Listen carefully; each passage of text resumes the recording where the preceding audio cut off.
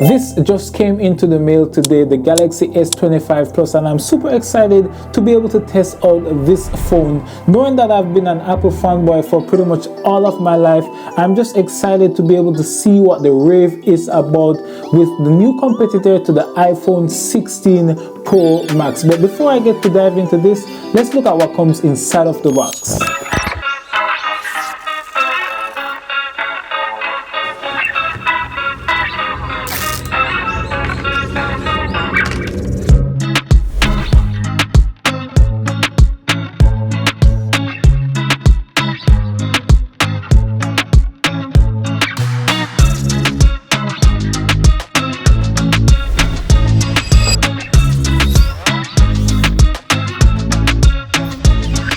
Now that I have this phone out of the box, I want to share with you some of my initial thoughts with setting up this device and just how I've been using it since I actually set it up. Since the setup for this device has actually been around less than 24 hours, I wanted to just get myself a little bit familiarized with this phone to be able to share with you my initial thoughts. Now these are my initial thoughts, not a full review. Subscribe to this channel if you want to be able to see that once I drop the day in the life video. And for the day in the life video, that will show you a little bit more a full extensive review of this device, the battery life, all of those good stuff I'll be able to share with you in the day in the life video. But I first want to show you guys a comparison with the physical features of my iPhone 16 Pro Max as I pull that into frame. As you could obviously see, the camera placement is a little bit different, and also the bezels on the iPhone 16 Pro are a lot smoother than the Samsung Galaxy, and I wanted to mention that because these are quite sharp to me. Not very sharp that they would cut you, but they are quite sharp, and that's something that I realized for the couple hours that I've been using it that I really don't like. And as you look at the bottom of this phone, you see for the iPhone 16, you see we have the speaker along with the USB tray.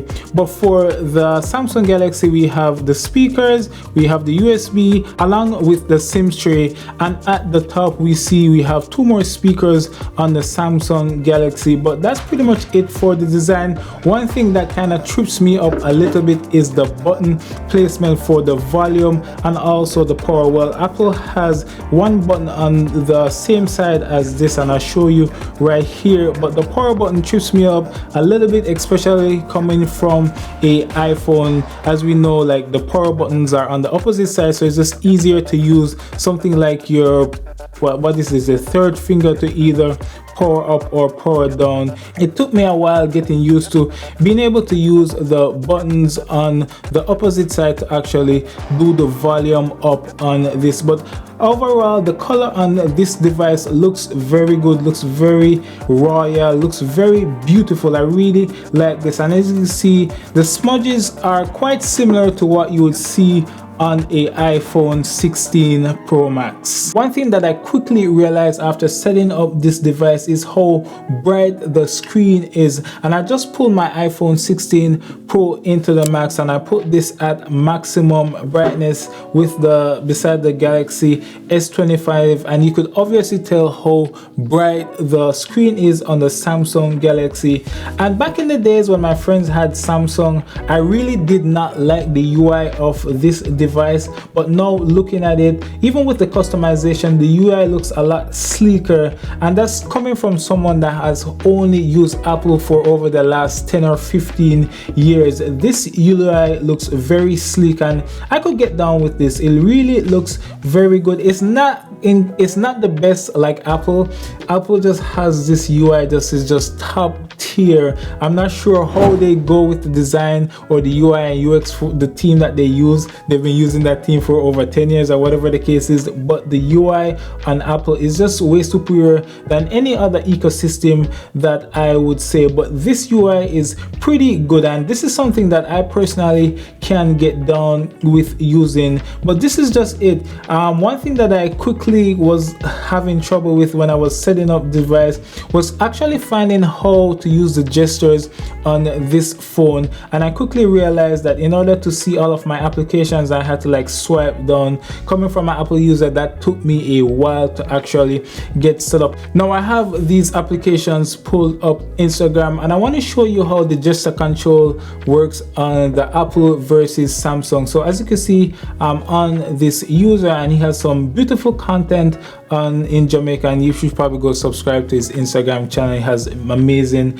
content. But looking at this, you see that I'm able to just quickly swipe on my iPhone to either go back and just swipe through the controls of this. Something that I really don't like is that the app control on this, or the gesture controls on this, is not as unique and intuitive as Apple. If I swipe right here, it doesn't do anything, and it took me a while because when I went into Instagram I was trying to use it, I was quickly like trying to swipe left and right. But that's something that I feel like the developers for Android should, you know, properly enhance, or make sure that, you know, everything works seamless between the cross-platform users. But apart from that, the UI looks pretty good, you could obviously tell, but nothing as superior as Apple's UI system. They just do something that is quite superior.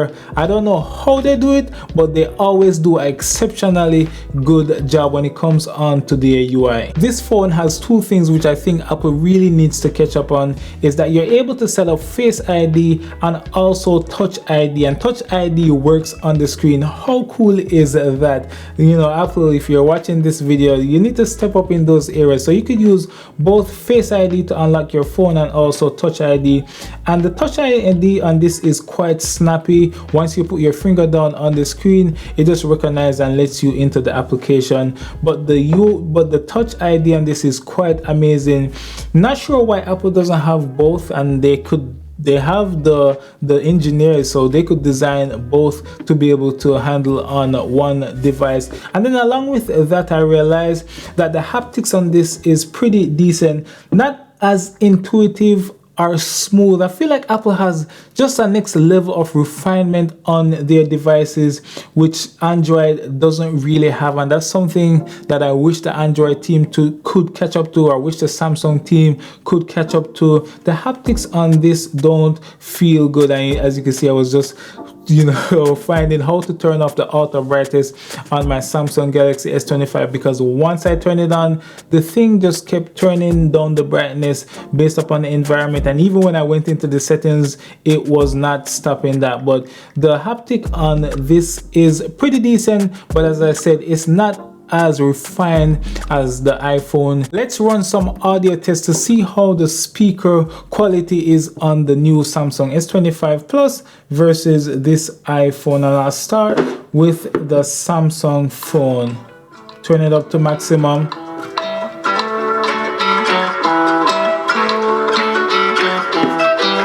Speaker sound very decent. And I'll go now with the iPhone. Let's see.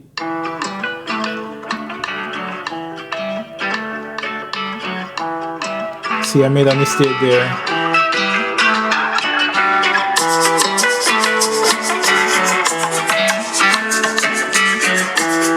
I could already tell that the Samsung speaker is way louder than the iPhone. It is just way louder. Just off this, you could hear.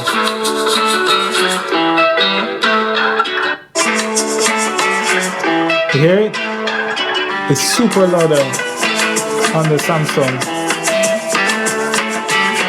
This is very decent. Coming out of this, I'm quite amazed that the speakers on this is better than the iPhone. iPhone, you gotta catch up. You really have to catch up with this. The speakers on this just sound super amazing. So one of the beautiful things about this new phone is that it has what's known as a log settings, which is a professional settings that was also on the Apple ecosystem, but now it's made this way over to the Android system. And I feel like they just snuck this in. A car just pulled up to me, so hopefully the audio is playing good as possible. And for those of you who want to upgrade, let's say, the video quality, shooting shooting in log allows you to be able to dynamically add in the colors to your footage, and that's something that I want to test outside. And I'm also going to do a side-by-side comparison with the iPhone 16 Pro. So let me just see how this looks.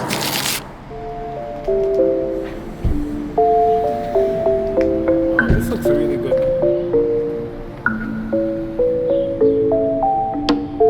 So what is this? Vicky's 9.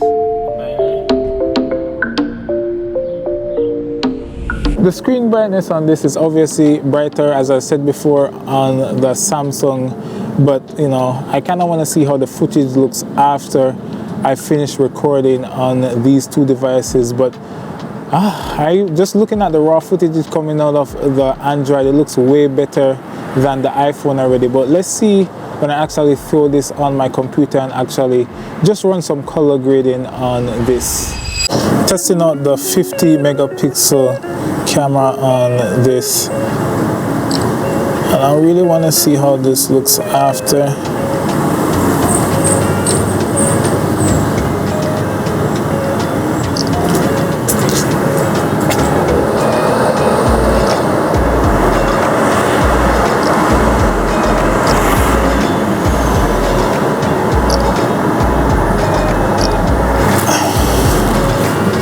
Let's just do some selfie as well. Let me see how this looks.